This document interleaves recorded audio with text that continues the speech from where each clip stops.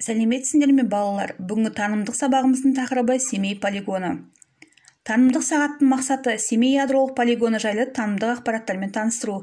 Сабақтың міндеттері Семей полигонының тарихы жайлы білім беру, Семей полигонының экологияға тигізген зиянымен таныстыру, Семей Невада қозғалысы жайлы ақпараттармен таныстыру, Семей полигонының қазақ әдебиетіндегі көрінісін, яғни шығармалармен таныстыру, білім алушының отанына деген сүйіспеншілігін арттыру, білім алушыға экологиялық тәрбие беру.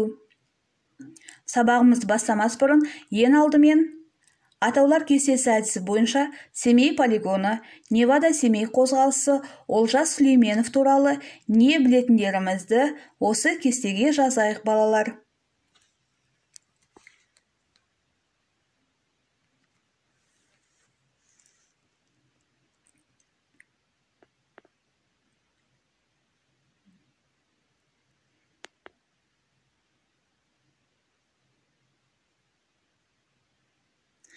Тәуелсіздік бәрінен қымбат. Ел президенті Қасым-Жомарт Тоқаев. 1991 жылы Семей полигоны жабылды.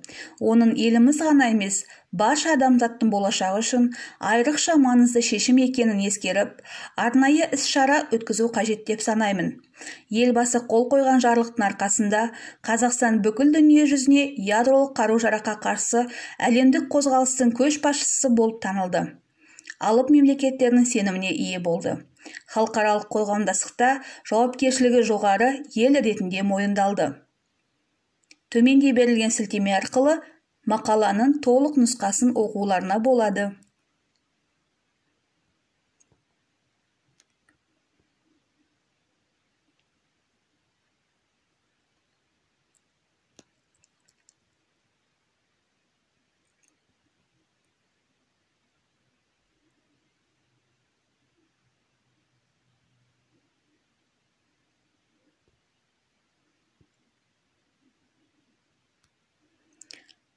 Танымдық сабақтың құрылымы 4 бөлімнен тұрады. Сабағымызды лепбук жиналмалы кітап әдісі бойынша бастаймыз. Бірінші, Семей полигонының тарихымен таныс болайық балалар. 1947 жылы тамызда КСРО министрлер кеңесінің шешімімен шартты түрде номері 2 оқу полигоны деп аталған атом полигонын құру туралы қаулы қабылданды. Полигон құрылысы үшін Семейден батысқа қарай 140 шақырым жерде жан-жағын шағын таулармен қоршалған және халық көп шоғырландырылған жерден алшақ территория таңдалып алынды. Әскерилердің Балапан, Телкем, Ақтамберлі, Сарыөзен, Дегелен, Байкал тәжірибе алған атаған жазықта кейіннен Дегелен тауы мен Балапан бұйратының қойны қонышын ұңғып, жер астына да бойлап ядролық жарылыстар жасағаны қазірде жария шындық деп жазады Семей қасіреті кітабының авторы жазушы Медеу Сәрсеке. Осы мақсатта арнайы 18 миллион гектар жер бөлінген.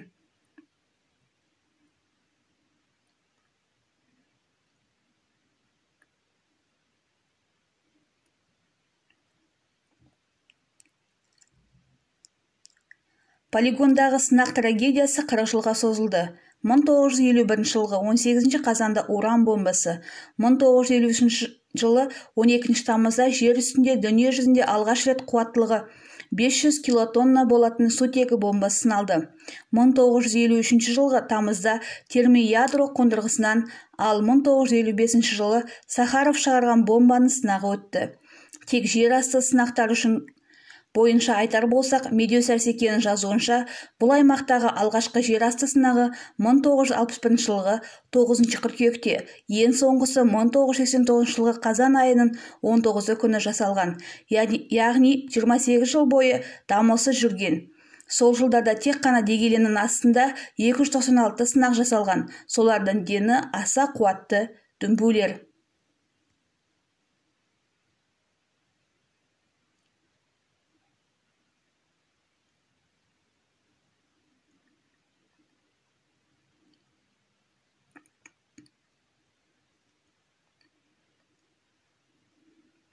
Семей полигонының тарихымен таныс болыңдар. Екінші бөліміміз Семей Невада-Семей қозғалысы. Невада-Семей ядролық жарылысқа қарсы халықаралық қозғалыс 1989 жылғы 28 ақпанда құрылып, қазан айында ресми тіркеуден өткен. Республика халқының кеңінен қолдау тапқан қозғалыс ядролық жарылыстарға қарсылық білдіріп, әлемдегі ядролық қауіпті жоюды мақсат етті. Семей ядролық полигонында ядролық сынақтарды тоқтатуға қол жеткізді. Антиядролық қозғалыстың күш-жігері арқасында 1989 жылы жоспарланған 18 ядролық сынақ саны 7-ге азайтылды. Ең соңғы ядролық сынақ осы жылдың 19 қазанында жасалды.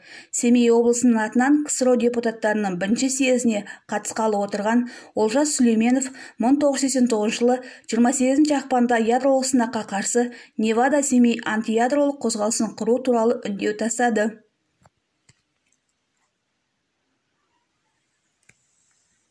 Олжас Сүлейменов Невада-Семей қозғалысының жетекшісі. 1991 жылы Семей қаласында өткен митинг. Оң жақтан екінші ақын Олжас Сүлейменов. Тарихқа көз салсақ, Олжас Омарұлы 1989 жылы КСРО жоғарғы кеңесі депутаттығына үміткер болған.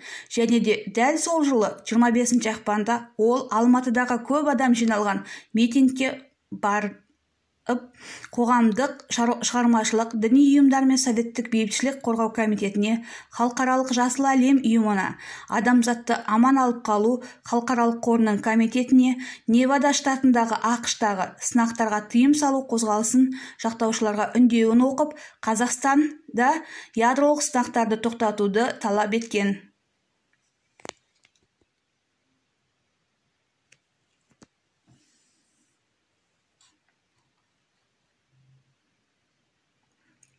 Қазақстан Республикасының егемендігі туралы декларацияда ел аумағы ядросыз аймақ деп жарияланды.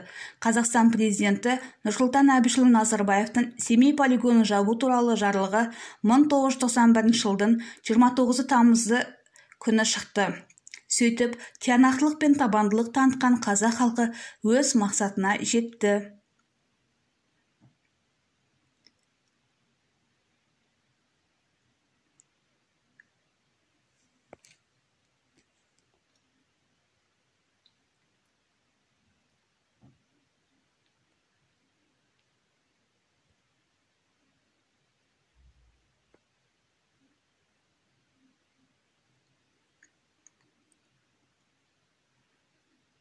Үшінші бөліміміз Семей полигонының экологияға әсері.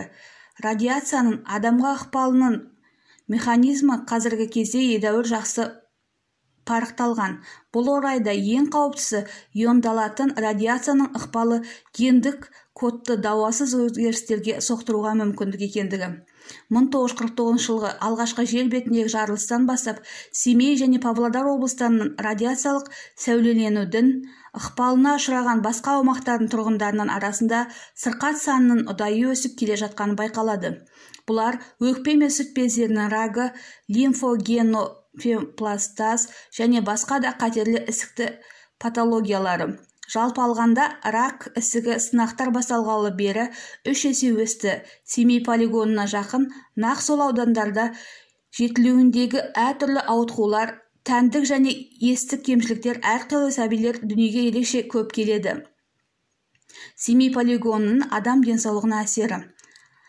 Полигон аймағында 4-ші бөлім Семей полигонының қазақ әдебиетінде көрінісі деп аталады балалар.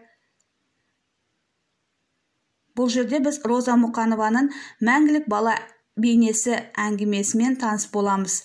Роза Мұқанованың «Мәңгілік бала» бейне әңгімесінің кейіпкері Семей полигонына зардап шеккен қыз Ләйла. Прототипі Еңлік атты Семей қаласының тұрғыны. Адам қолымен жасалып, жанына бітпес жара салған, осынау қасіреттен зардап шегуші тағы да адам. Әңгімеде жаны жаралы Ләйла көбіне аймен сырласып, бар мұң зарын, қайғы қасіретін соған айтумен болады. О, жарығай, мүсіркеме сен мені, мен күнәсіз қыз баламын, сезімім бүтін, ақылым дұрыс, бірақ мынау тіршілік дүниесінен безінген жұдырықтай жүрегім кек пен қасіретке толы деп қамығады. Ләйла. Балалар, сабағымызды қорытындылау үшін Семей полигонына қатысты 10 сөзді атаңыз әдісі бойынша білімімізді жазамыз. сабақтың рефлексия пирамидасы арқылы береміз.